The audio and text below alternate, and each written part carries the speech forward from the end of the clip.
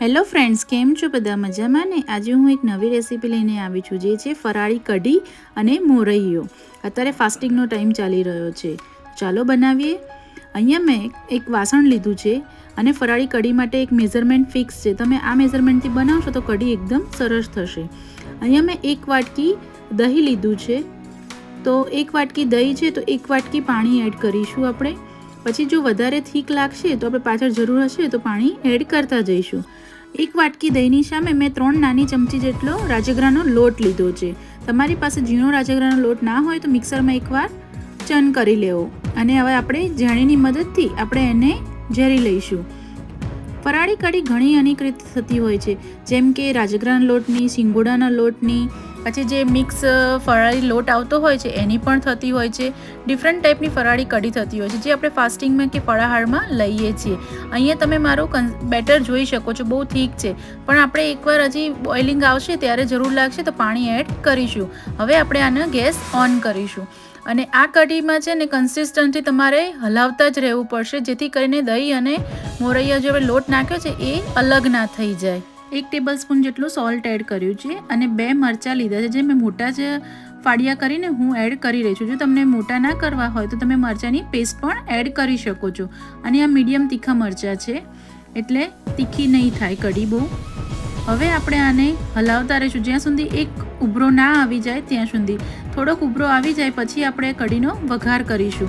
અહીંયા મને આ સ્ટેજ ઉપર પછી પાણીની થોડી જરૂર લાગે છે, કેમ કે કઢી હજી થોડી થીક છે, એટલે મેં પાણી થોડું એડ કર્યું છે. તો અહીંયા આપણે કઢીને બોઇલિંગ થોડું આવી ગયો છે, એટલે આપણે વઘાર કરીશું. વઘાર માટે મેં એક કઢાઈ લીધી છે, એની અંદર 2 ટેબલસ્પૂન ઘી એડ કર્યું છે. કઢીમાં ઓલવેઝ ઘીનો વઘાર જ સરસ લાગે છે, એટલા માટે. અહીંયા 1 ટેબલસ્પૂન જેટલું મેં જીરું એડ કર્યું છે, 1/2 ટેબલસ્પૂન હિંગ એડ કરી છે, 2 ઇલાયચી એડ કરીશ, એક નાનો કકડો એવો તજનો એડ કરીશું. મારી પાસે લીલા લીમડાના પાન નથી, એટલે હું સૂકા લીમડાના પાન એડ કરીશ. તમારી પાસે લીલા હોય તો તમે લીલા એડ કરી શકો છો. હવે વઘારનો ગેસ બંધ કરીને આપણે જે કઢી હતી એની અંદર એડ કરી લઈશું. તમે અહીં જોઈ શકો છો, મેં કઢી અંદર એડ કરી દીધો છે.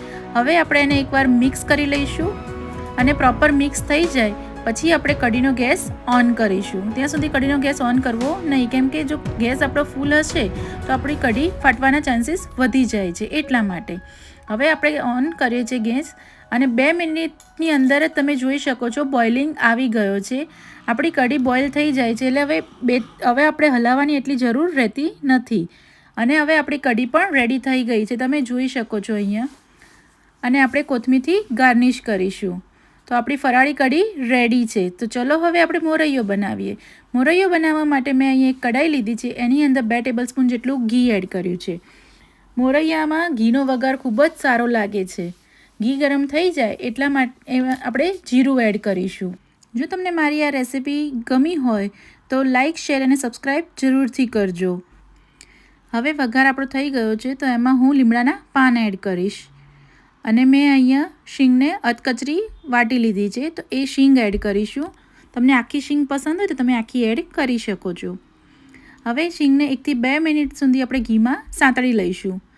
સતળાઈ જાય એટલે આમાં મેં એક બટાકું લીધું છે ગ્રેટ કરીને, અને તમે આની અંદર દૂધી અને કાકડી પણ લઈ શકો છો ગ્રેટ કરીને, પણ મારી પાસે અવેલેબલ નથી એટલે મેં એકલું બટાકું જ એડ કર્યું છે.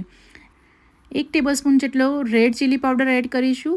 અને તમે આમાં લીલા મરચાંની પણ બનાવી શકો છો સફેદ, જે મારી ચેનલ પર પહેલેથી જ મેં અપલોડ કરેલી છે, તમે એને જોઈ શકો છો. હવે અહીંયા મેં 1 વાટકી જેટલો મોરૈયો પલાળીને અડધો કલાક પહેલાં રાખ્યો હતો, જે એમાં એડ કરીશું.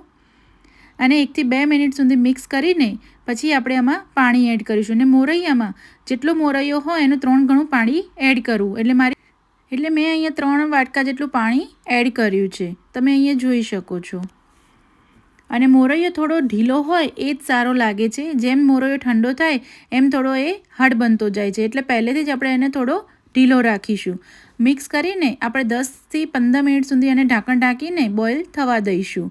તો તમે એ જોઈ શકો છો આપણો બોઇલ થઈ ગયો છે અને ઉપર ઘી પણ છૂટું પડી ગયું છે. હજી આપણે 1 થી 2 મિનિટ સુધી આપણે એને થવા દઈશું. તો અહીંયા હું તમને બતાવું કે મોરૈયો આપણો એકદમ મેશ થઈ જાય છે. તો આપણો મોરૈયો તૈયાર છે. હવે આપણે આને કોથમીરથી ગાર્નિશ કરીશું. તમે અહીંયા જોઈ શકો છો ઘી એકદમ છૂટું થઈ ગયું છે. તો હવે આપણે આને સર્વ કરીશું. જો તમને મારી મમ્માનો વિડીયો ગમ્યો હોય તો લાઈક, શેર અને સબસ્ક્રાઈબ કરજો. Thank you.